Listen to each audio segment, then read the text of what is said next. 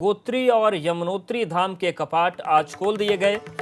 गंगोत्री धाम के कपाट दोपहर 12:35 पर खुले और यमुनोत्री धाम के कपाट दोपहर 12:41 पर खोले गए।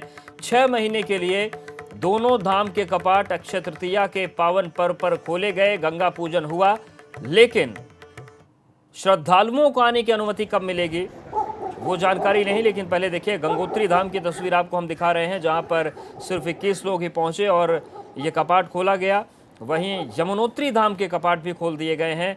आपको बता दें कि उत्तराखंड के उच्च गढ़वाल हिमालय में स्थित विश्व प्रसिद्ध चारों धाम की वार्षिक यात्रा इस साल आज मंदिरों के कपाट खुलने के साथ शुरू हो रही है, लेकिन कोरोना वायरस संकट के कारण श्रद्धालुओं को उनके दर्शन की अनुमति नहीं मिलेगी। इसीलिए एबीपी गंगा पर आप एक्सक्लूसिव तस्वीरें देख रहे हैं। पहली तस्वीर गंगोत्री धाम की है, दूसरी तस्वीर यमुनोत्री धाम की है और एबीपी गंगा के जरिए आप मां गंगा और यमुना के जो विग्रह हैं उनके दर्शन कर सकते हैं। तो केदारनाथ की बात करें तो 29 अप्रैल को कपाट खुलेंगे, जबकि बद्रीनाथ धाम के कपाट 15 मई को खोले जाएंगे।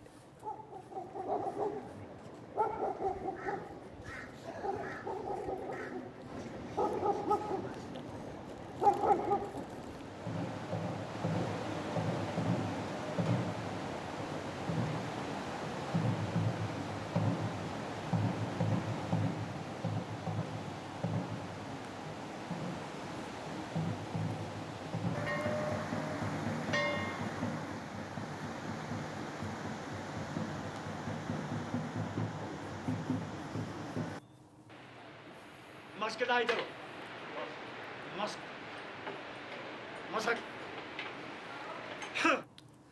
और 6 महीने के अपने शीतकालीन गद्य स्थल ओंकारेश्वर मंदिर ऊखीमठ में प्रवास करने के बाद बाबा केदार की पंचमुखी चल विग्रह उत्सव डोली केदारनाथ धाम के लिए ऊखीमठ से रवाना हो गई है। रात्रि को बाबा की डोली गौरीकुंड और कल पैदल मार्ग से होकर भीमबली में रुकेगी और 28 अप्रैल को दोपहर को बाबा की डोली केदारनाथ पहुंचेगी।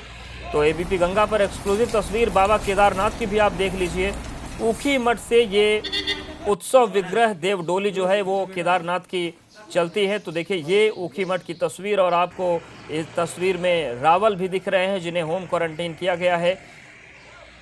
तो आप भले ही चारधाम की यात्रा पर ना जा पाएं, लेकिन एबीपी गंगा के साथ आप जुड़े रहिए, हर तस्वीर आप तक पहुंचाएंगे।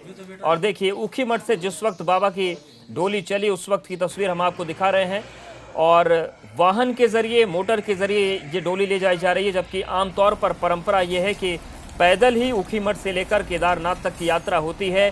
और महत्वपूर्ण बात यह भी है कि जो प्रमुख सड़कें हैं उसकी बजाय पहाड़ी रास्ते जो हैं उससे बाबा केदारनाथ की डोली आगे बढ़ती है। लेकिन कुछ मौके ऐसे इतिहास में आए हैं जब बाबा केदार की डोली को वाहनों से ले जाना पड़ा है।